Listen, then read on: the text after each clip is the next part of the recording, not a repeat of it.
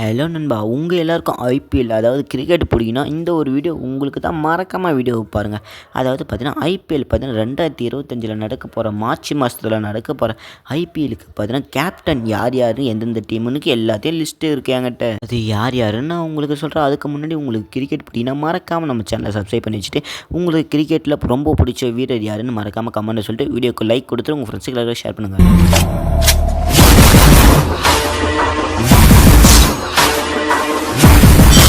ரீசெண்டாக இப்போ 2024 நடந்த மெகா ஆக்ஷனில் பார்த்தீங்கன்னா எல்லா டீமும் பிரிஞ்சிச்சு. அதாவது பார்த்தீங்கன்னா முக்கியமாக எல்லா டீமில் இருந்த கேப்டனை தான் வேறு டீமுக்கு போயிருக்காங்க.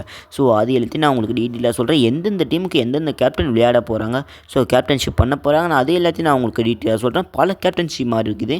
ஸோ அது யாருன்னு நான் உங்களுக்கு சொல்கிறேன். ஃபஸ்ட்டு நம்ம யாருக்கு பார்க்க போகிறோம்னா, நம்ம சென்னை டீமுக்கு யார் கேப்டன்ஷிப் பண்ண போகிறாங்கன்னு ஸோ அதை தான் பார்க்க போகிறேன். அதாவது பார்த்தீங்கன்னா நம்ம சென்னையோட கேப்டன்ஷிப் போன வருஷத்துலேருந்து ஸோ இந்த வருஷம் யார் பண்ண போகிறாங்கன்னா, ஸோ போன வருஷம் பார்த்தீங்கன்னா ருத்ராஜ் கைக்வாட் தான் பண்ணார். இந்த வருஷமும் பார்த்தீங்கன்னா ருத்ராஜ் கைக்வாட் தான் பண்ண போகிறாருன்னு பார்த்தீங்கன்னா அஃபிஷியலாக சொல்லியிருக்காங்க. ஆனால் சென்னை டீமை பொறுத்தவரைக்கும் ஒரு கவலையான விஷயம் என்னென்னா, நம்ம எம்எஸ் தோனி சார் விளையாடுவாங்களா விளையாட மாட்டாங்களான்னு அதான் தெரியல. எனக்கே கொஞ்சம் வருத்தமாக இருக்குப்பா. ஆனால் எனக்கு வேறு டீம் பிடிக்கும். ஆனால் எம்எஸ் தோனி விளையாடுறது எனக்கு ரொம்ப கஷ்டமாக இருக்குன்னு தான் நான் சொல்லுவேன். ஸோ உங்களுக்கு எப்படி இருக்குன்னு மறக்காம கமெண்ட்டில் சொல்லுங்கள். அடுத்து எந்த டீமை பற்றி பார்க்கலாம். மும்பை இந்தியன்ஸ் தான். இதுக்கு முன்னாடி பாறாங்கல்ல டீமுன்னு சொல்லியிருந்தாங்க. இதுக்கப்புறமும் கடப்பாரா டீமுன்னு சொல்லியிருப்பாங்க. ஸோ அந்த மாதிரி தான் இருக்கிறாங்க அதில் இருக்கிற பிளேயர்ஸ் எல்லாருமே. ஸோ இதோட கேப்டன் யாருன்னா ஹார்திக் பாண்டியா.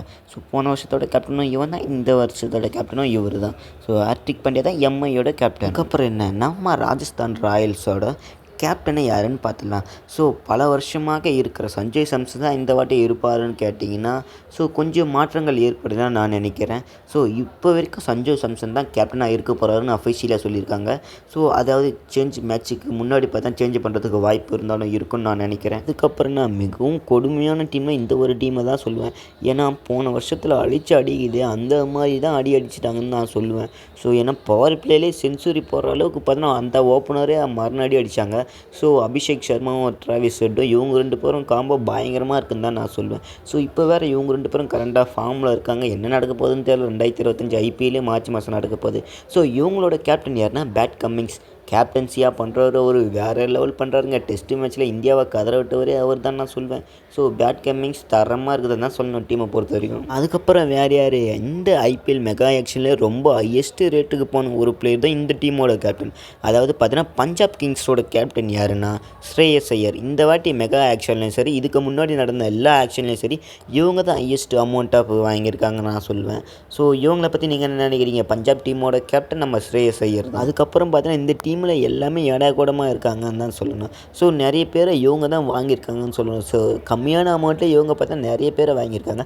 அதாவது டெல்லி கேபிட்டல் இந்த அணியோட கேப்டனாக யாராக இருப்பாங்கன்னு எனக்கே டவுட்டாக தான் இருக்குது. ஸோ ஒரு பக்கத்தில் கேப்டன் கேஎல் ராகுல் இருக்கார், இன்னொரு பக்கத்தில் பார்த்தீங்கன்னா அக்ஷர் பட்டேல். அதாவது பார்த்தீங்கன்னா டெல்லி டீமை புரிஞ்சுக்கணும் இருக்கார், அதாவது பழைய கேப்டன் கேஎல் ராகுல் இருக்கார். இவங்க 2 பேரில் யார் வரதுக்கு வாய்ப்பு இருக்குன்னா அக்ஷர் பட்டேல் வரதுக்கு நிறைய வாய்ப்பு இருக்குன்னு சொல்லியிருக்காங்க. ஸோ கேஎல் ராகுலும் வந்தால் நல்லா தான் இருக்கும்னு நான் நினைக்கிறேன். உங்களோட கருத்து என்னென்னு மறக்காமல் கமெண்ட்டில். ஒரு ஆளுக்காக பல கோடி ஃபேன்ஸ் இருக்காங்கன்னா அது இந்த ஒரு டீமுக்காக தான் இருப்பாங்கன்னு நான் நினைக்கிறேன். உங்கள் எல்லாருக்கும் தெரியும் ராயல் சேலஞ்சு பெங்களூரை பற்றி உங்கள் எல்லாருக்கும் தெரியும். ஸோ அவங்க பார்த்தீங்கன்னா சரியாக கப் அடிக்கலனா கூட, ஒரு கப் அடிக்கலனா கூட பரவாயில்ல. இந்த வாட்டி கேப்டன்ஷிப் யார் பண்ண போகிறாங்கன்னு தெரியல. போன 2 வருஷத்தில் பார்த்தீங்கன்னா டூப்ளிசிஸ் பண்ணியிருந்தார். இப்போ பார்த்தீங்கன்னா யார் பண்ண போகிறாங்கன்னு தெரியல. டூப்ளிசிஸை விட்டுறாங்க.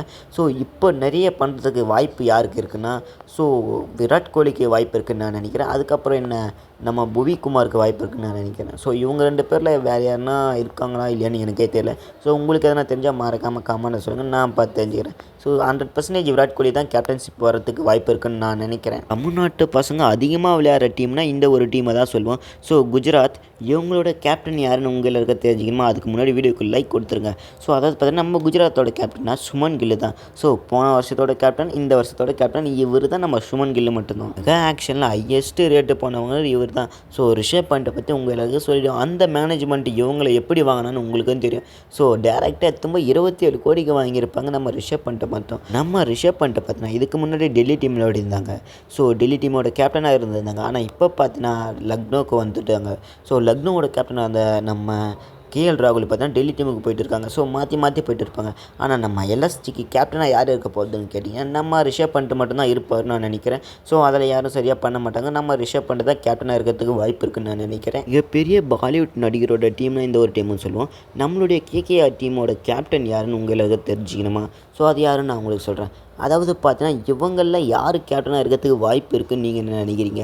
ஸோ ரசல் இருப்பாரா, வெங்கடேஷ் ஐயரா, சுனில் நரேனா, இவங்க 3 பேரில் தான் எனக்கு கொஞ்சம் டவுட்டாக இருக்குது. ஸோ இருந்தாக்கா இவங்க 3 பேரில் தான் யாருன்னா ஒரு ஆள் இருப்பாங்க. ஆனால் எனக்கு தெரிஞ்சு வெங்கடேஷ் ஐயர் இருப்பாருன்னு நான் நினைக்கிறேன். உங்களோட கருத்து என்னென்னு மறக்காமல் கமெண்ட்னு சொல்லிட்டு வீடியோ பிடிச்சா மறக்காமல் லைக் கொடுத்துட்டு உங்கள் ஃப்ரெண்ட்ஸுக்கு ஷேர் பண்ணுங்கள். அடுத்த வீடியோவில் இன்ட்ரெஸ்டிங்கான கான்வர்சேஷனில் சந்திக்கலாம். பாய்.